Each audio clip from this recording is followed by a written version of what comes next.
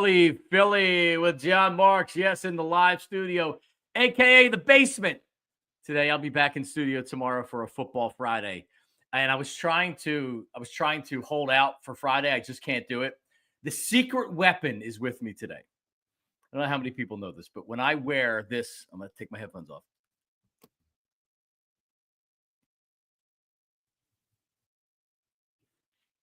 That is right, Tyler Zulli. When I wear this, the Kelly Green Miller Lite bandana headband, the Eagles are nearly undefeated lifetime. I forget the exact record, but whenever I would wear it on Football Friday, they would almost always win. So there you go. We are ready to go. Eagles and Packers.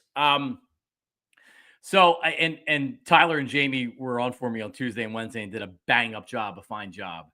But yeah, like I had family stuff going on. So, but I was like still, I wasn't like sick. So I was still very active on social media and still watching everything. And like I was just amazed at how many, and I get it. And it doesn't matter what is actually happening or the facts or anything like that. People in this business are just trying to get through another day. And this is not, I'm not talking about anything on this network. I'm talking about ESPN. But so they're doing like, are you concerned about the Eagles? And the daily reason for it to be concerned was Jalen Hurts hasn't passed concussion protocol. So now it's like, oh my God, I don't know if he's going to play. And it's like, he can't be out of concussion protocol unless he practices. And then like he's cleared by the doctor. So you have to practice and then you have to be cleared by the doctor. So he could have been out of concussion protocol this week until all this stuff happened. So like, I'm just looking at these videos and it's like, guys, he can't be out of concussion protocol. Think about this. It'll be 3 weeks since he was injured. What quarterback outside of Tua suffered a concussion and was out as long as Jalen Hurts was out for? Right? Like, so like literally, I couldn't have been more confident than Jalen Hurts was going to be playing. I couldn't have been more confident, honest to God, that he's going to play on Sunday. And he still needs to pass it and blah, blah, blah, blah, blah, blah, blah, blah, blah. But he was playing on Sunday. He's going to play on Sunday. That was never in doubt. If anybody was actually concerned, other than he didn't pass the analysis messed up my hair, other than he just didn't officially pass protocol, you can't pass protocol until you meet certain requirements, and that hadn't been met yet. So there's never a doubt he was playing in the game. I think the concern that you can have about the game is that he hasn't played in this long. And the passing offense wasn't ever really fixed. And now you're in the playoffs. And now these teams are going to come up with the better defensive coordinators and the better defenses and the better teams. Now, like if I'm the Packers defensive coordinator, what am I going to do? Well, Jalen Hurts, listen, I'm going to pressure you and I'm not going to allow you to run. And you're going to have to beat us throwing the football. And we've seen the Eagles do it. We've seen them do it in previous years. We see them do it at the end of this season. But like that's the concern, is the rust factor. And also that they're playing at home. If it's the middle of the first quarter and the Eagles have had 2 3 and outs and maybe the Packers have scored, because we've seen this defense, especially early, maybe give up some yards or some points, that's when the fans start to become restless. That's where you hear the jeers and the boos. And do the players start to play a little bit tight? Does Nick Sirianni start to coach a little bit tight or desperate because he's like, oh my God, we're behind. It's the playoffs. They're booing us. So that's the only concern that I have in this game, is that they get off to a slow start offensively. Defensively, they give up an early score, and then everybody freaks out. And when I say everybody, I'm really like Nick Sirianni. I have confidence that they're winning this game.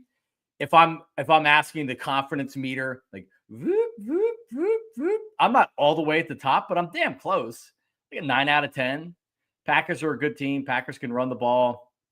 This isn't a year where you're facing a mediocre, or you're not facing Atlanta this year. So yeah, I feel about as good as I should or I could about this game on Sunday. Jalen Hurts is going to play. Saquon Barkley's rested. The defense got the extra week of rest. For the most part, everybody's healthy. AJ's healthy. Devontae's healthy. Dallas Goedert's going to be back. So as far as feeling confident, this is as confident as I could possibly feel kind of going into this game. Yesterday, the story was that Jalen Hurts looked sharp in practice. He was out there. He didn't have the sleeves on. He had the guns out, sun's out, guns out. It was cold. So if anybody has any doubt that Jalen Hurts is playing in the game on Sunday, I don't know what else you need to see. He was always playing. So let's go. That line is, by the way, Philly with John Marks is always presented by Bet Parks and Central City Toyota. Bet Parks app, that line's 4.5 right now. To me, that feels like good value. And if you're looking to bet the game before it goes up to 5, I think there's a much better chance it goes up to 5 than it goes down to 4. But either way, you're getting hooked right now. So I would grab it now, because even if it goes down to 4, which I don't think that's going to happen, it might stay 4.5. I'd grab the Eagles at minus 4.5 right now. As we welcome in Tyler Zuley, and it's listen, this is a big day for Tyler, because he probably never thought in his lifetime he would see his team in a college football playoff. It took him the watering it down and getting the 12 teams to do it, but still, Penn State deserves to be where they're at right now. First of all, don't let the facts get in the way of a good story, John. Big believer in that, and that's absolutely counterintuitive to everything I learned in journalism school. But listen, we've talked about it plenty, right? Like, they were the team that was going to benefit the most from it. So today is in fact a pretty big day for me. I'm super, super excited for tonight. I'm like, I got to get all the caffeine in. Game doesn't start till 7:30. It's going to be 11 o'clock, 11:30 by the time it's over. It's so funny. You're talking like the game starts at midnight. You're like, the game doesn't start till 7:30. Yes. Life changes fast when you have kids, man. Welcome to adulthood. But so real quick on your Jalen Hurts point, and it was something that Jamie and I talked about yesterday a little bit in further detail. When you talk about the thought process is going to be that the Packers will probably try to pressure Jalen Hurts. The Packers actually, in terms of blitz rate, don't blitz a ton. They're pretty content on being a four rush team, and having 7 guys in different variations of coverage. I'll be interested to see what that pressure looks like. Is it actually more blitzing? Do they ramp up their blitz numbers and bring a 5th guy more than they normally do throughout the season? Or is it pressure in terms of like stacking the box and showing stuff and backing off and making Jalen Hurts like daring him to throw it, uncomfortable, but not actually bringing, heat per se? I'll be interested to see how it goes, because they aren't a team that likes to blitz a lot, but they are a very good defense. 31 takeaways this year. The run defense in the second half of the year was much better than it was in the first half. I think Jamie and I talked about it yesterday. 7 of their first 10 games, they gave up 120 yards on the ground or more. They haven't given up more than 90 since in a single game. They've gotten much better on the ground. They're, as we said, they're opportunistic with their turnovers. It's a good defense. It's one that wants to play physical and match your physicality. It's funny, these two teams are pretty similarly built. So I'll be interested to see when you talk about the pressure of which, they're probably going to try to apply to Jalen Hurts early. What does that look like? Because I'm not so sure it's like a 5th or a 6th blitzer, right? But more along the lines of like pressure towards the middle of the field, pressure towards, getting the ball out of your hands quickly and decisiveness on reads and knocking that rust factor off, if you will.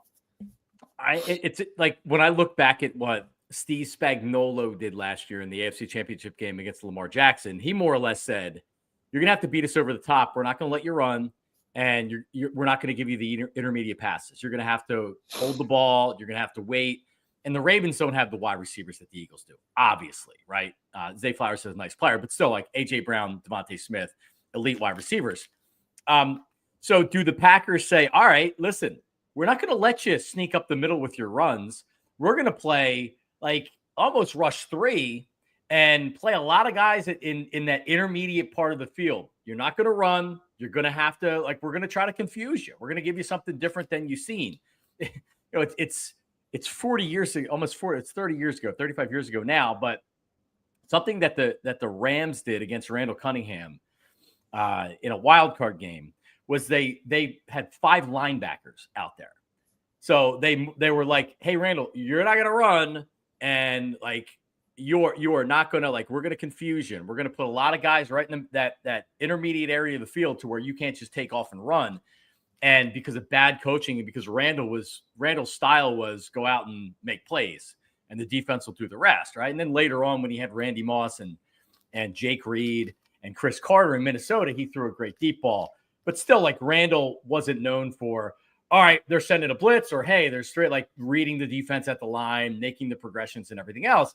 So Jalen very much may need to, like, the formula of run with Saquon Barkley, Jalen makes some plays. Because, like, is the pass offense really fixed? Well, like, I mean, if you're asking me areas of the team that I'm still a little bit uncomfortable with, yeah, it is the pass offense that we saw. And if you can't run the ball, now what? So, again, still confident about it. But then when you talk in more and more detail about the game, you can be like, all right, well, how do the Packers attack the Eagles? Well, and that's where, to me, I think the early game plan will be a heavy dose of Saquon Barkley, just like it is every game. And I think you may see, if there was a time to attack the short and intermediate routes over the middle of the field, this would be the game to do it. I think this is going to be, especially early, when, you know, for in terms of like timing and rhythm and things like that, getting a flow for the game after missing 3 weeks. I think you're going to see A.J. Brown a lot in the early portions of the game. Curls, comebacks, slants, drags, like Devontae Smith more on like the drag stuff, the intermediate routes, you know, and then a healthy dose of Dallas Goedert probably early in the game as well. Get the offense, you know, get the offense settled a little bit, specifically like allow Jalen Hurts to get his rhythm, get his timing. Like he practiced yesterday in a limited capacity. He's going to practice again, I assume, under the assumption he clears the protocol again before that. So the practice reps will certainly help. But I think in the beginning of this game, I wouldn't be surprised if it's timing routes, it's quick stuff, it's get the ball out of your hands, it's get a feel, get a flow, get the ball to Saquon Barkley out of the, you know, in the run game. Then after that, that's where you can attack the stuff down the field and go after the Packers corners. Obviously, the problem is when you're going deep downfield, the guy that's lurking is Xavier McKinney, who has been excellent all year. I believe he has 8 interceptions this season. Yes. So Ball hawk. You have to be careful in that regard. But I think you start with the short and intermediate stuff, get the timing, get the rhythm, get the flow, chew up some clock, make that Green Bay defense be on the field for long periods of time, and then you go after them with the big play stuff. You know what I would do? I would run pace early. I'd get going early. Like, just get the offense moving, hurry up, get to the line, short passes, right? Like, it's because we can all see the slow start, and we can all hear what it would be like at Lincoln Financial Field, and then the Pack, because the Eagles have given up long drives on defense to start games and have given up points to start games. And in a lot of these games, they've actually like given up yards and time, but then stopped them and held them to a field goal or created a turnover. So yeah, it gets you nervous when you're thinking about the beginning of the game. All right, so let's do this. And you know, it's funny. We talk about all this. I'm not worried about this team. I think that rhythm and cadence and timing will be there. You know, it's not like these guys haven't played together before. It's a pause in all of that. But you know, I think there's ability to say 3 weeks is a long time without playing, and also this is a group that more or less has been together now with the addition of Saquon Barkley for 4 seasons, right? Right.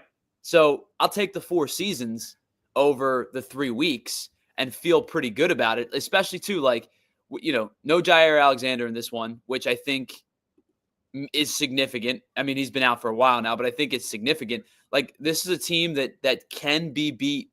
You know, if you need to go over the top on them eventually, you can do it. I think it's going to, again, I think it starts short. I think it starts intermediate, and then you attack, you pick your spots where you can get Xavier McKinney out of position and go over the top.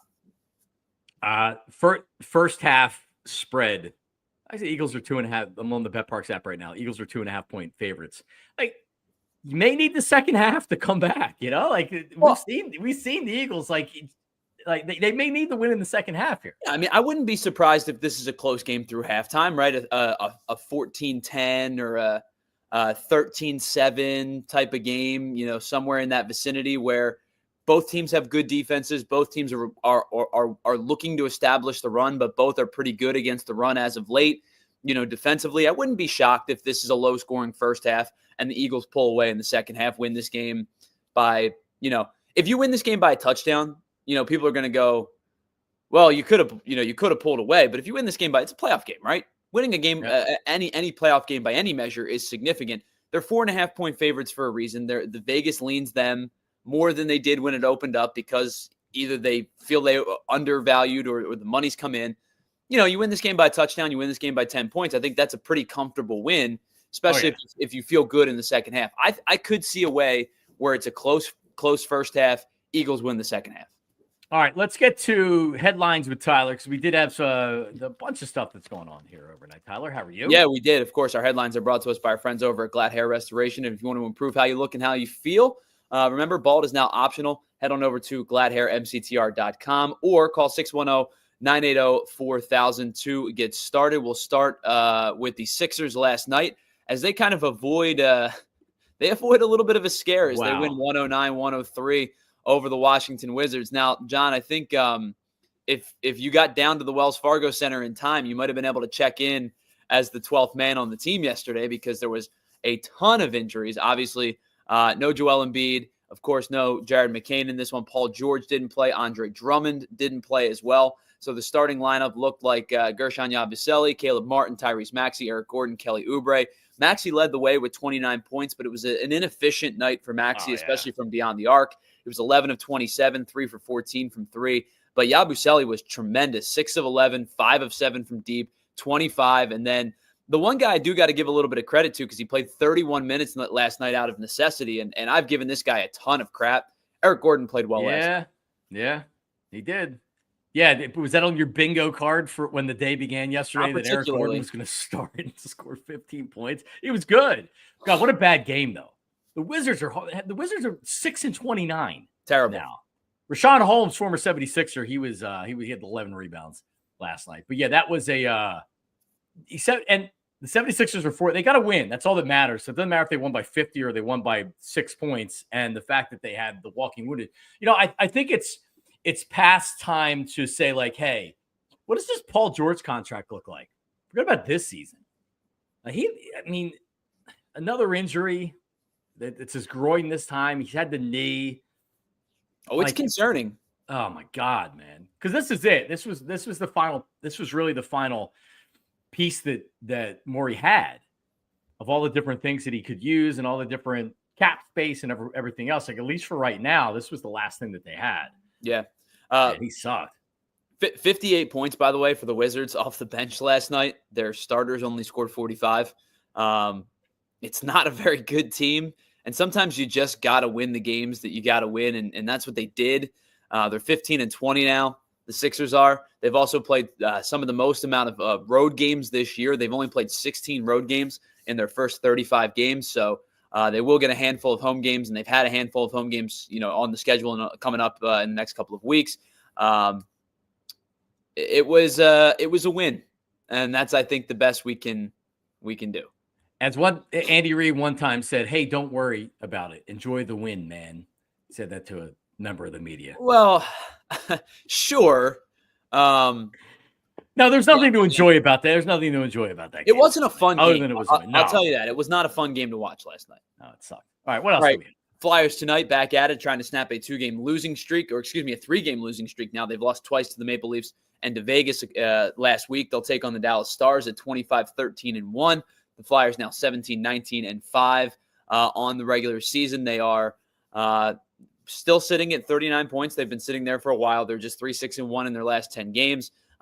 Starting to fall back a little bit out of that kind of playoff conversation, if you will. I think that this is kind of the team that we expected. Jamie and I talked about it yesterday.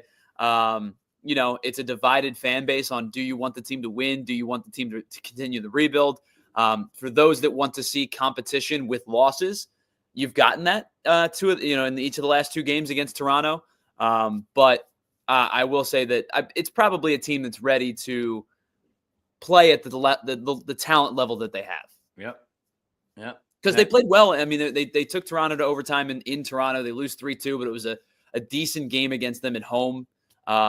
It's a team that plays hard, right? You can give them that kind of credit, but I think the talent, I think we can all agree the talent's still not right there. Yeah, they're still working on it. All right. Anything else there, Tyler? Yeah, so we talked a little bit about it. The Orange Bowl tonight, Penn State and Notre Dame. That'll be the first of the 2 college football playoffs games. That line has been anywhere from 1.5 to 2.5. I believe right now it is Notre Dame favored by 1.5 in this one. So, John, which we said, it kind of feels like it's kind of a toss-up game. Yeah, James Franklin, they had the press conference yesterday, and the headlines were James Franklin was talking about how every team should be in a conference. And like, I'm not going to come on and kill him, but the sole focus should be they're asking you questions, and I know you're looking at it like I'm a longtime head coach, and they're asking me questions about college football. And he's talked about the transfer portal, and I actually give Franklin a lot of credit. I've agreed with a lot of stuff that he said. The sole focus yesterday should have been about the football game. Him talking about conferences and Notre Dame not in the conference, just not smart. It's not smart. He loves to talk. He loves to hear himself talk. And now that he's in the semifinal, I don't think that's good for Penn State. That James Franklin's of the mindset of, oh, well, there should be conferences and blah, blah, blah. Like, man, you need to be solely focused on the freaking game. The last thing you want to do is give unnecessary bulletin board. And I'm not telling you this is going to happen, but any good coach will be able to take something that anybody else is saying and spin it into what they want to spin it to. And I just didn't think it was smart that he was yapping a lot yesterday. Well, he's Mr. 1-0, 1-0, 1-0. You see his Twitter. Even when they play like bad non-conference teams, he's like, we're focused on Kent State.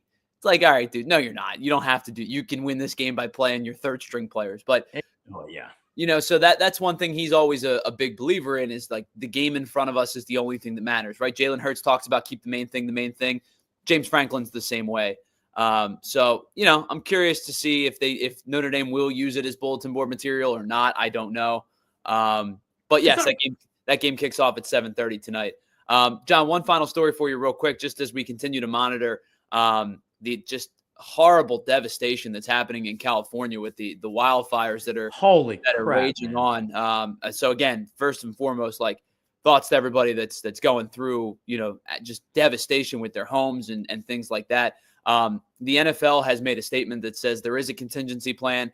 If there is an issue in LA at SoFi Stadium, the Vikings and the Rams could potentially be moved to State Farm Arena, which is the home of the Arizona Cardinals. So we'll keep an eye on that, but they do have a contingency plan in case the game is not able to be played in Los Angeles. Right. All right. Thank you, Tyler. Coming back, we will discuss more about the Eagles and the Packers on Sunday. We'll go over their last 6 games in the opening round of the NFL postseason. We'll review that coming up. Uncle Jamie's going to join us with his college football locks. He'll do the semifinal games. He's 7-1 in his picks against the spread so far in the playoffs. Said, "Don't go anywhere." Philly. Back. All right. I was just pulling up the BetParks app right here because I'm a BetParks guy, right? It's the official sportsbook casino of the program. All right. So right now on the BetParks app, Chargers. And we're going to start off with the Saturday games. Chargers 2.5-point favorites on the road against the Texans. That's a Charger line. Saturday night, the Ravens, big favorites. 9.5-point favorites over the Steelers. Bills -9 over the Broncos. That's the early game on Sunday. The Birds -4.5 over the Pack. Commanders, Buccaneers 3-point home favorites. And then we just mentioned the Rams and the Vikings. Still supposed to be played in Los Angeles.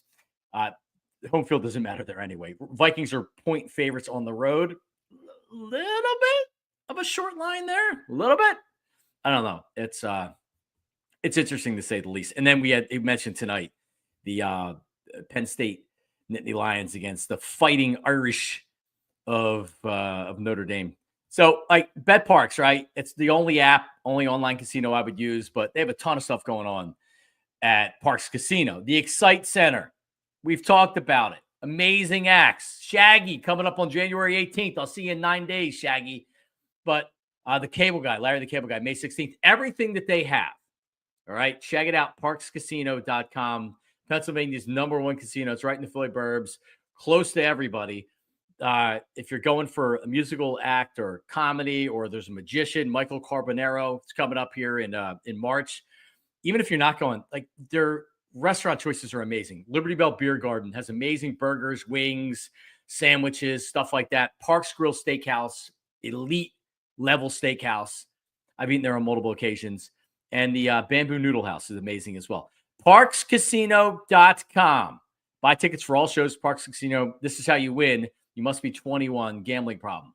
Call 1-800-GAMBLER. All right, Rothman. That's right. I try to talk about my personal experiences when we talk about the great sponsors to the program, and I have one with Rothman. I had what they call a frozen shoulder. Google it. What did it feel like? My range of motion was crap. I couldn't reach up to the top of the pantry to get the kids cereal. I felt old. I did. And I was waiting for it to get better. It wasn't getting better. I guess it was 3 years ago now, but it was right at the beginning of the year. I said, you know what? Screw this. I got to get this fixed. Made an appointment at Rothman Orthopedics. And I wish I would have done this a year before. It was like, went in. I didn't need an MRI or anything. A very innocent evaluation from one of the doctors. And it's like, yeah, you have a frozen shoulder. I'm going to write you a script for PT. You can do it right here. And 6 weeks later, boom, back to normal. Haven't had an issue since then. This is a couple of years. All right. Rothman Orthopedics specialize in you. So obviously if you tear your ACL or you need a new hip or something like that. Yeah. But what happens if you have a 6 out of 10 in pain and you just have an achy knee, or it's your elbow, maybe you like to garden and your back hurts, or you're active, but when you run or when you play tennis or racquetball or pickleball, whatever it is, the next day you're like, oh man, knee's killing me. So you're doing those activities less and less. You don't have to live like that. That's why you go to Rothman. They specialize in care, and they've been doing it for over 50 years. Their mission is high quality, compassionate, and affordable care rooted in research leading to new treatments and better outcomes. That's you. Every Rothman doc's laser focused on their specialty. So you're not going to a place where it's like, we're giving, no. Specialty, hip, knee, spine, you name it. They have a team for each body part, and they're right in your backyard. Rothman's consistently performed the highest volume of hip, knee, shoulder, and ankle replacements in the country, over 60,000. Rothman Orthopedics, specializing in orthopedics, and you. Visit RothmanOrtho.com/PHLY to learn more and to make an appointment today. There you go. True story with the frozen shoulder. I felt like an old man. And it's what happens when you get old. Tyler's literally not old yet. This is what happens when you get old. Well, you say I'm not old, and that's true. I'm not yet. But while you were doing your reads, I literally had to just like stretch my leg out and my knee out because my knee is locked up so much at this point. I hurt my knee playing basketball like 4 years ago, and just because I'm an idiot, never went and got it like truly fixed. And so now I just have like lockout in my knee, and I'm like, yep, I so when we do our Rothman reads, it's like, oh, are you guys just making these stories up? No, I'm not. I wish I were. So if you drive long distances, do you have to like straighten your leg out in the car? Yeah. So the only good thing with that is when I'm driving, it's my left leg. So at least I have that little bit of like flexibility, because if it were my right leg, I'd have nowhere to go.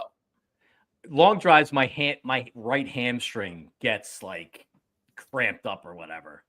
And I don't know if I need to go to Rothman. I don't drive I drive quite a bit, but I'm not in the car for 2 or 3 hours at a time. That's when it normally happens.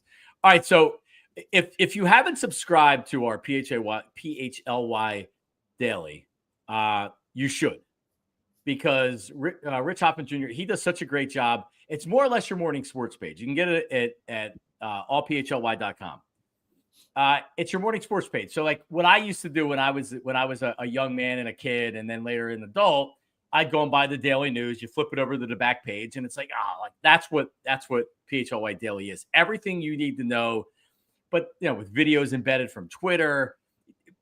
We do an amazing job with it. So you should definitely subscribe to it. So this morning, Rich puts the last 6 games in the opening round of the NFL postseason for the Birds. And the last time they played Green Bay was the Michael Vick 14-10, or the Michael Vick loss to Green Bay, where was it Riley Cooper in the end zone? And like you just had like they were driving, they were going to win the game, and then they didn't win the game. And it was a loss to the Green Bay Packers, which was, like those couple years, they didn't win a lot in the postseason or anything like that. But it was fun to have Michael Vick. I'll never forget. It was during a preseason game, and I remember Chris Mortensen broke it on Twitter. And there was so much talk about Michael Vick after he got out of prison. Where is he going to go? Where is he going to go? There was talk of Cincinnati with Marvin Lewis and whatever else. And nothing came out that the Eagles were even a possibility until it actually happened. And he didn't play a lot that first year. But then when Donovan's gone and Kevin Cobb gets injured, and then Michael Vick came in, and it's like, oh, yeah, Kevin Cobb's never seen the field again.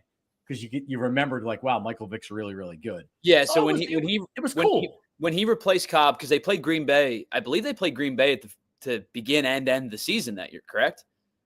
Yeah, I don't remember. Yeah. You're right. Green Bay in the opening game. Yes. And Cobb goes down with the injury, and Vick comes in. And I remember in the second half for Vick, and then the two subsequent – now, it was most of the season, but the two subsequent games, it was Detroit and it was Jacksonville. Those were the two next teams they played. I remember this clear as day.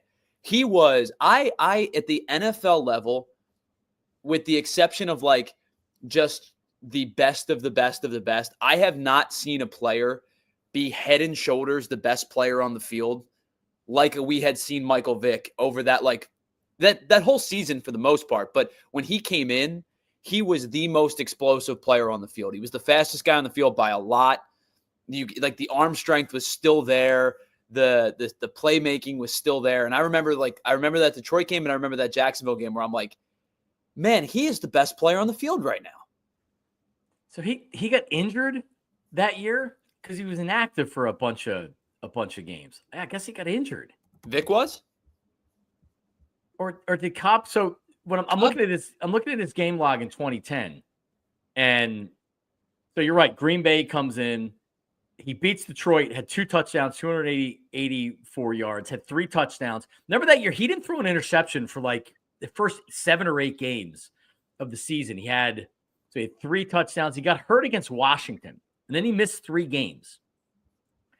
And then he came back, and that's where you had I'll never forget the at Washington Monday Night Football. The play action bomb to start the game. And I remember I was working that night. I was in an appearance at a gentleman's club. I won't say the name of it.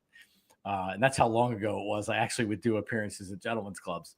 But that's where you thought, holy crap, could this be it? Like, is this the Michael Vick? Now he's got Andy Reid. Now he's got the weapons. Now he knows how to run an offense. And God, he was so much fun that year. Ultimately, he couldn't stay healthy. Couldn't get it done. Now, I don't know if you had the sound on where you were, but if you remember too, I think it was Tirico and Gruden were in the booth. And I remember Gruden right before the game, you can find the video, being like, hey, they're going to want to take the top off like right away. Right off the bat. Yes, big play, and boom, play action bomb. And it was like it was like a flick of the wrist. It was like 60 yards down field with a flick of the wrist. All right. So who's gone? Who throws the bet? Like, because lefties are different, right? When baseball, lefty batters are different, throwing the ball in baseball. But nobody throws a ball like Michael Vick, and how effortlessly he can throw the ball 60 yards on a dime, man. It's unbelievable. Unbelievable. I always loved watching him play. So that was that game. All right, 2013. This is the game against the Saints. Nick Foles leaves the field with a lead. Yep. But you had the personal foul and the Darren Sproles return. That said, it was a horse collar tackle. That's what. That's right. 15-yard penalty. Collar. Yes, and it set them up in field goal range. Boom, they get it, and they lose. And that game, because Howie went out and got Sprolesy. Was it the next year? It might have been the next year. Because I remember it came out. It's like, the Saints are going to release Darren Sproles, and I think very quickly Howie called the Saints and said, "Hey, we'll give you a draft pick. Let's trade him to us." And then it was like, "Oh, well, they're not releasing him; they're trading him," and that's how the Eagles got him. That game sucked. 2018. This is the double doink game. Again, these are just wild card round. So they had to buy in 2017. The double doink game. Where were you for the double doink game? Oh, I was in New York City. I got engaged that day. No way. Yeah, so I was not awesome. Yeah, I actually didn't watch the game. My wife and I were out in New York doing stuff. I got engaged that day. Wow. Yeah. What a great story. And you didn't see it. I was didn't watch the second of the game. That's amazing. I was at what's the venue in WIP had like a watch party thing, and we broadcasted from there. or whatever, but that's where I watched it. Some venue in like Fishtown, some music venue in Fishtown. I forget the name of the place. Well known. So that was a win. And then, of course, it looked like the Eagles could be going back to the Super Bowl. And then you had the drop, the Alshon Jeffrey drop against the Saints. So next year, 2019 against Seattle, Ike Reese is still looking for Carson Wentz to come back out of the tunnel after he left the game with the concussion. Remember that? And then Clowney, man, that was, which clearly he targeted him, but then it was a cheap shot. It totally knew what he was doing, but then he didn't get fined. I remember John Runyon coming out and talking about how what do you mean he doesn't get fined? Sometimes the NFL is really weird with who they choose to fine and who they say that that's a legal hit. They try to protect the quarterback, but once the quarterback leaves the pocket, it's like you could try to take his head off. And that was a total cheap shot. He knew what he was doing. So they lost that game. Josh McCown tore his butt muscle, and he could barely do anything. Oh, that was a painful game. Tampa Bay, first year of Nick Sirianni, they made the playoffs, but that one just kind of felt like, hey, it was nice that they made this run. Making the playoffs was an accomplishment. Making the playoffs was the accomplishment that year, because that was that the Flowers year? Was that the planting the flowers in the garden? Yeah. It was a year that could have gone off the rails really quickly. They rebounded, they responded. It was nice to see them get into the playoffs. You could tell Tampa Bay was better than them that year. It was nice to be there. I think we all probably were excited about them being back in the playoffs, but kind of understood that they were not the better team in that game. No, they weren't. No, like you said, some years it's like, all right, well, they made the playoffs. Tom Brady is they're going to go win a Super Bowl here. So you didn't care much about that.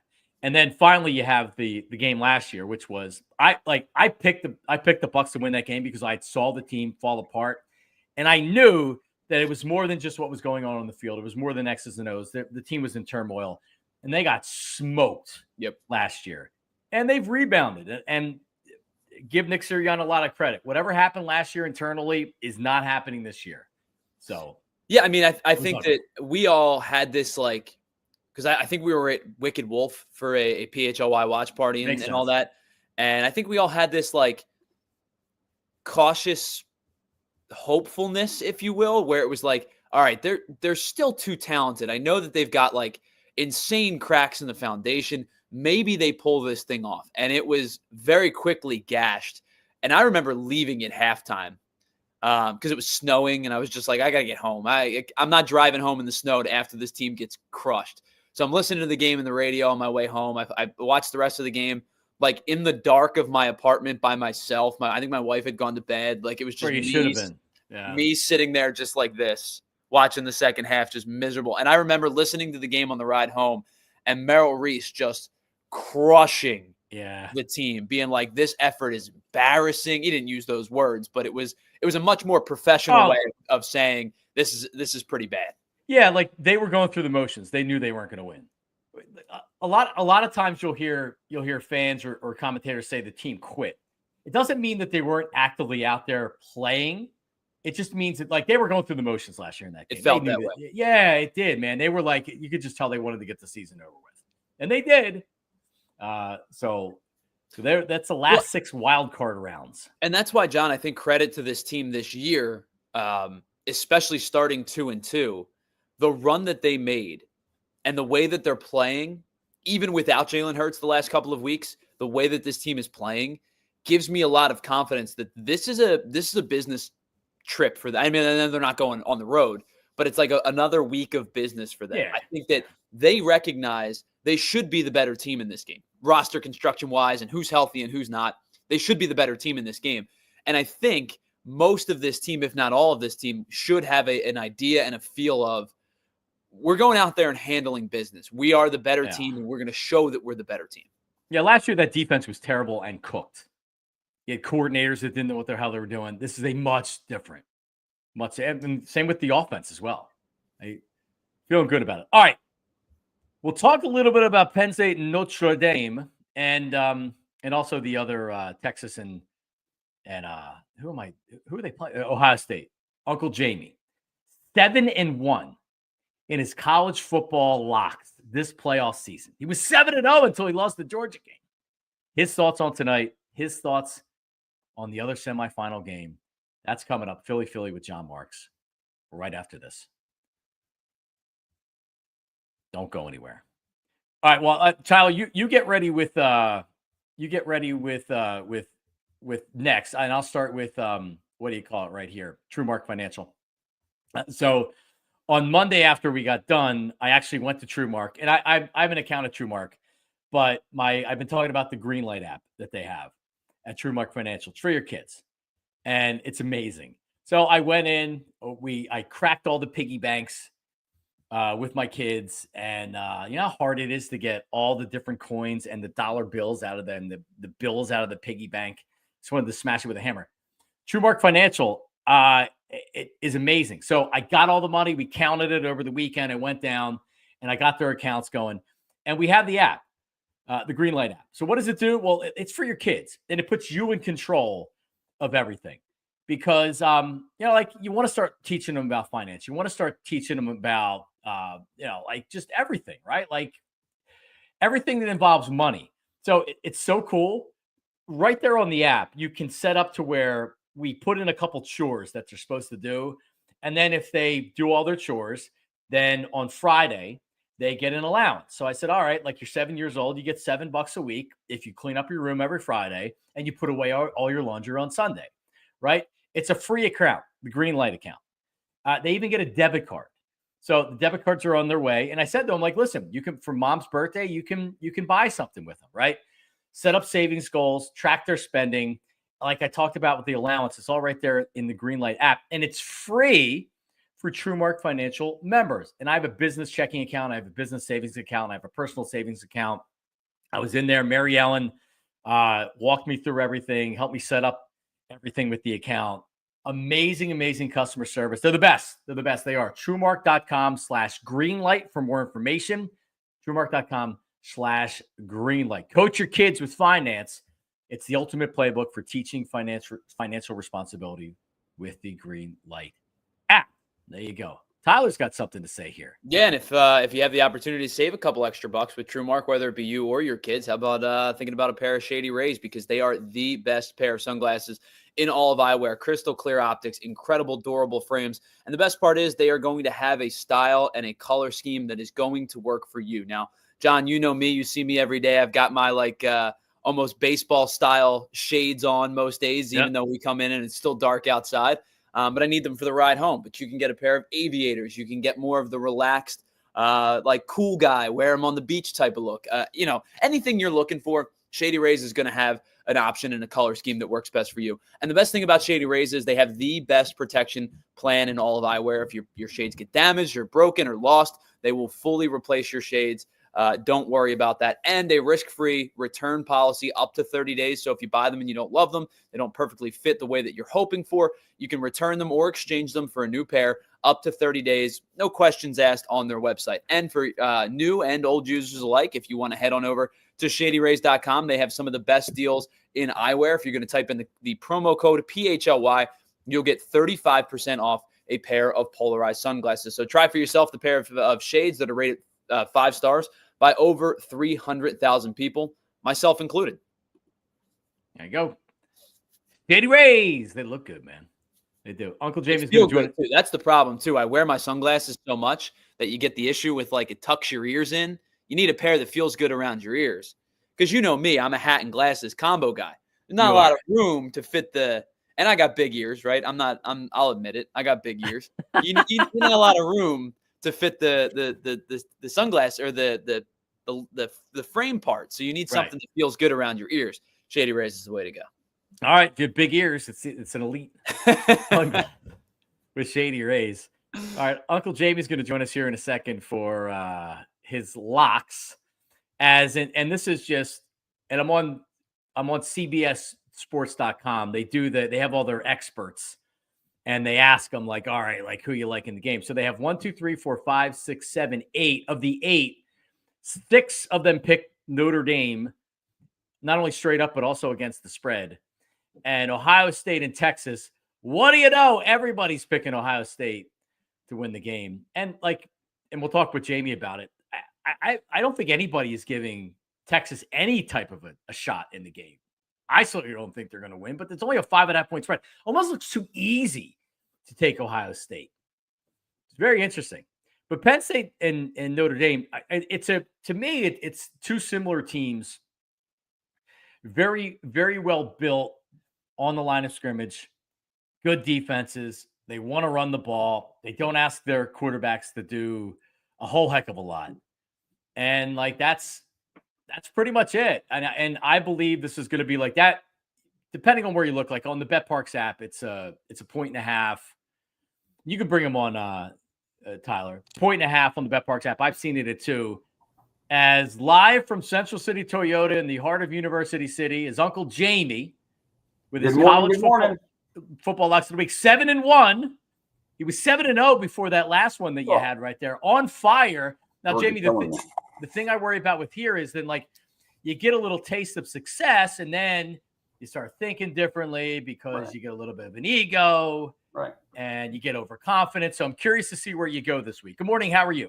Good morning. Good morning. Good morning. Well, Toyotathon is over, so I survived another 31st year of Toyotathon here at Central City Toyota. So that's a good start. Was 7-0, feeling good, and then Georgia just could not get over the hump. Actually, got one thing that you're surprised in that game, which we'll touch on in the Penn State game. Notre Dame outmuscled an SEC team in the trenches. When was the last time you saw that?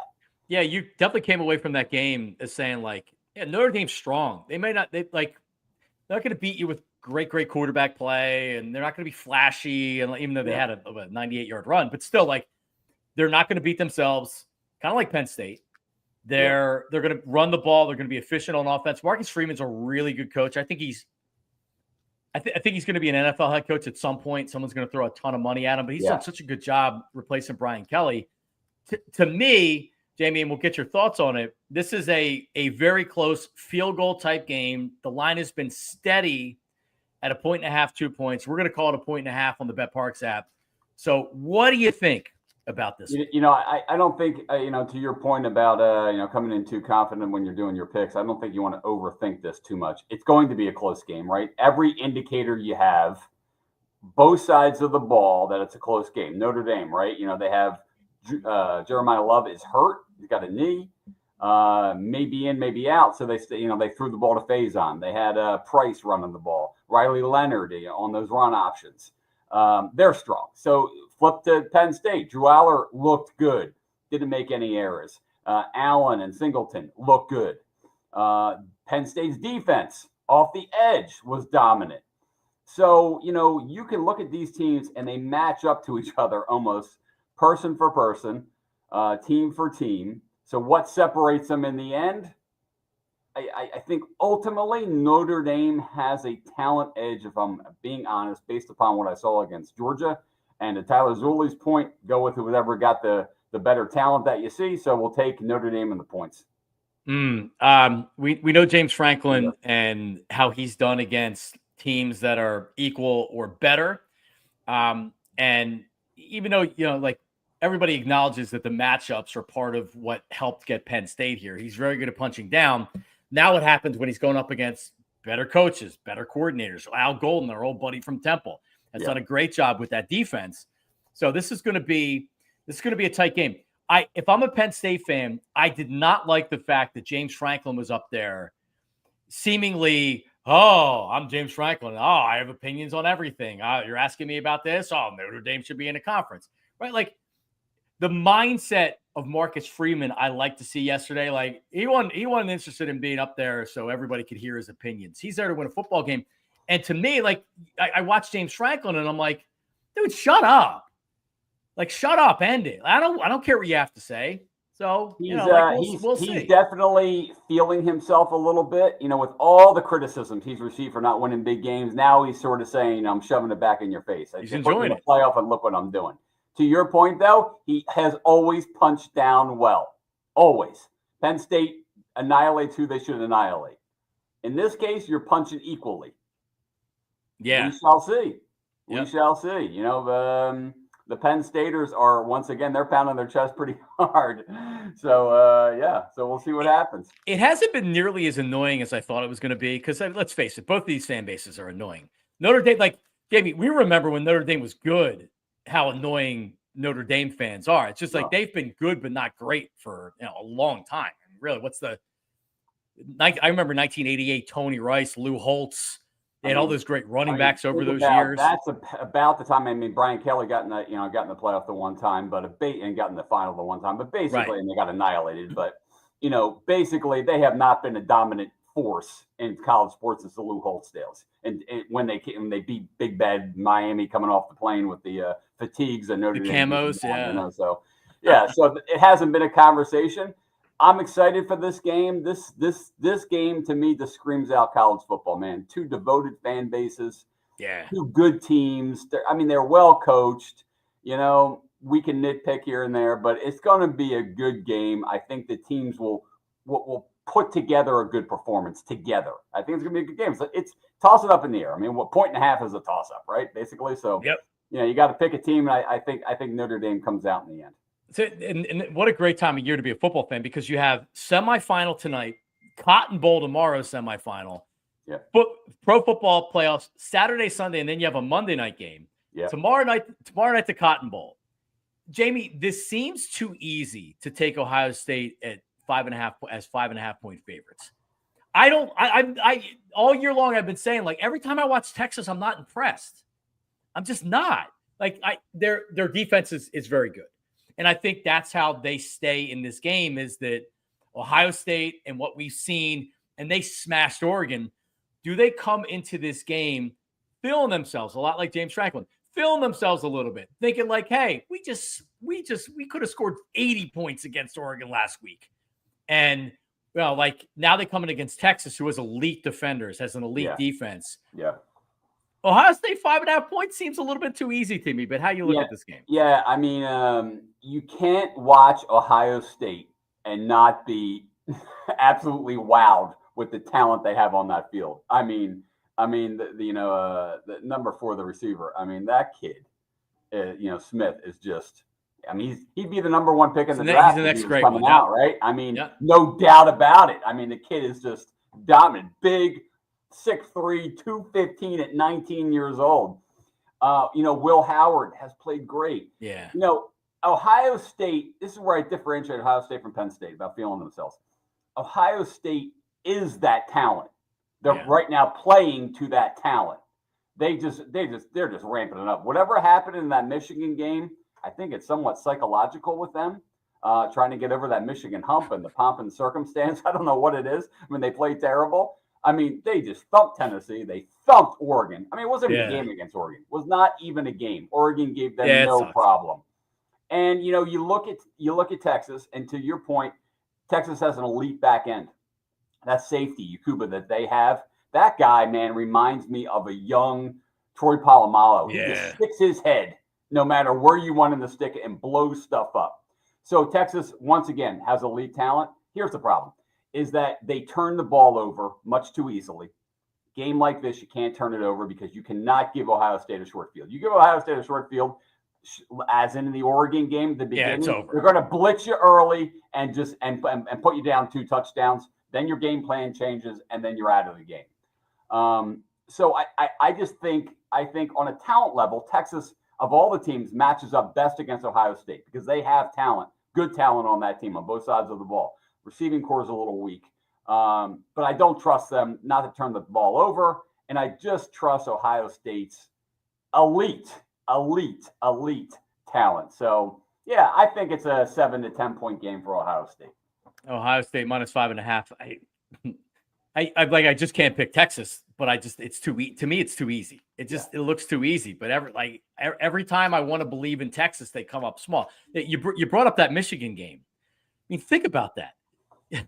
You had the fight on the field afterwards. You had Jason Avant grabbing the flag. Right. You had the police pepper spraying the players. Yeah. Like, Jesus. I mean, like what? Like bizarro world going on. And then I've never seen anything like that. Reborn, Ohio State. I just think whenever you have big games like this, you got to anticipate what's the wild card, what could happen to change the result. And I just think that Ohio State is not going to shoot themselves in the foot. I think Texas will. I think Notre Dame just has a little bit of an edge over Penn State. I don't think either team makes a big error, and I think that's the way it happens. Yeah, I like Notre Dame minus 1.5, but that's a close one. I like both teams, and man, I don't. It seems too easy to take Ohio State. Because I agree with you. Like, I could totally see this being a blowout. I will say this: if we do get an Ohio State Notre Dame national title game, Notre Dame matches up very well against Ohio State, much like Michigan, in that regard. And I would be thinking hard about Notre Dame in that title game. Ooh. Once again, you don't want to overthink it, but if that happens, man, that's another great game. All right, Uncle Jamie live from Central City Toyota in the heart of University City, 55 years on Chestnut Street. Toyotathon is over. So what does that mean? What do you got going on down there right now? So when you get Toyotathon over, right, you sell all these cars, and what does that mean? You get all these trade-ins. So we have last week and a half been just processing all these trade-ins that we got. So great used car inventory. And then Toyota also, beginning of the year, they send new trucks down here with all the new cars. So we're loaded now with inventory because it's the end of the year. So great time to come buy a car at either of our locations. Additionally, in the service department, it was so successful with the buy three, get one free. They extended it. Now it's buy three, get $100 off your fourth tire. So another great time to get your car serviced. So yeah, accelerating right into January. CentralCityToyota.com to see all the inventory. Their sister dealership, Ardmore Toyota. So you can have your pick of the litter of all their different inventory. All right, Uncle Jamie, listen, we will talk next. Oh, so before that, give me your Eagles prediction. I think Eagles by 10 to 14 points. 27-16. I have a similar. Well, I'll give my official prediction tomorrow. But yeah, I think this is a second half game. Kind of a sluggish, not a lot of points in the first half, and then they get cooking a little bit in the second. I think Jalen starts a little slower, but gets into it. They have a good first drive, and they just roll. I think they're much more talented than the Packers. All right, there he is, Uncle Jamie. Uncle Jamie, good luck. See ya. All right, there he is. You know what? Because everybody's saying the same thing about a sluggish start for Jalen Hurts. You know what's going to happen, Tyler? He's going to come out and go like 12 for 12. Yep. Now I'm officially in. Yep, that's what's going to happen. 2 minutes, like everybody's saying the same thing. Never happens like that. There you go. All right, so give me I need your prediction, Mr. Penn State. You got your hoodie on today. What you got? When the line came out, before the line came out, I said to Jamie and Andrew, when we were filling in for Cuz, I thought Notre Dame was going to win this game. And then the line came out, and it was lighter than I expected it to be. And I have probably, as unbiased as I possibly could, talked about this game for 10 days now. And as it gets closer and closer, like analyst Tyler is slipping away and fan Tyler is slipping in. Yes. Come on, fan Tyler. And yeah. Listen, I think Jamie's right. These teams, Matt, are so similar. Run the rock, want to pull their guards, want to get out in space, good defense.